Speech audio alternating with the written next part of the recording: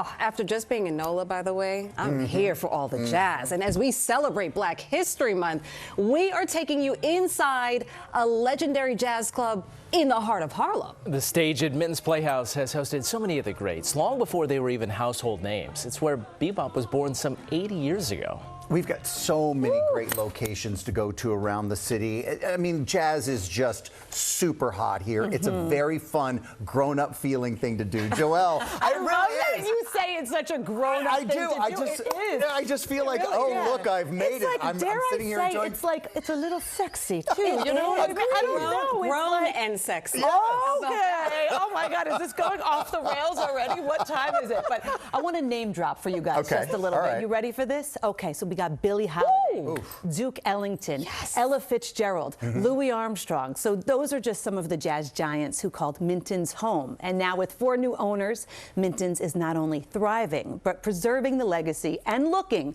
for the next generation of greats. In the heart of Harlem, a legendary jazz club still stands. Its walls echoing with the sounds of Billie Holiday, Louis Armstrong. This is Minton's Playhouse, where in 1938, Henry Minton opened what would become a historic landmark in the story of Black music and culture, the birthplace of bebop, a magnet for legends. Think about Duke Ellington. Think about Ella Fitzgerald. We can go on. Did we say Mr. Armstrong? And he's my favorite. How can I forget Louis?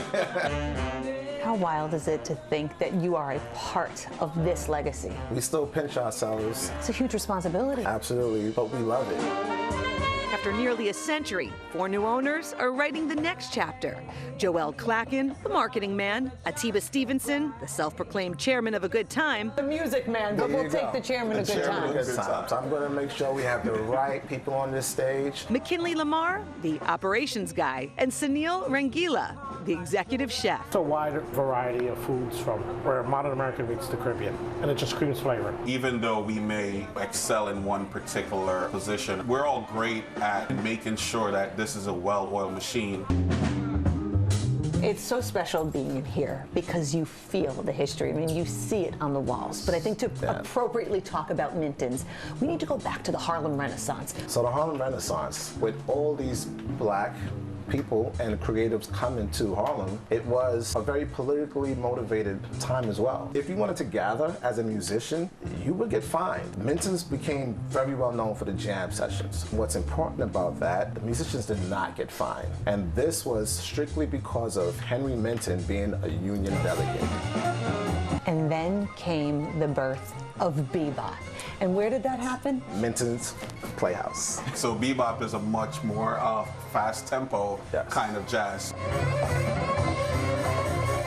That came about from the jam sessions. It made it a lot more complex, a lot more cerebral. Do you ever feel the presence of, Billie Holiday? The type of musicianship that I see on this stage, I truly see the legends. It's almost like they're taking over and they're in them.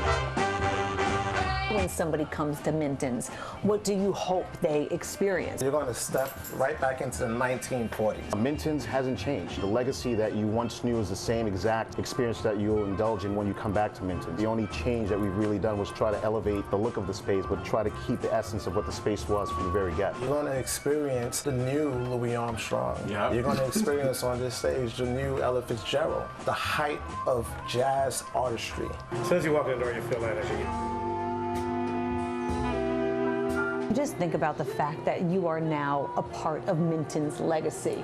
Like, how does that hit? We're definitely honored and appreciative that we're able to carry the mantle to the next generation, and hopefully the next decades, someone else will be sitting here talking about what we did.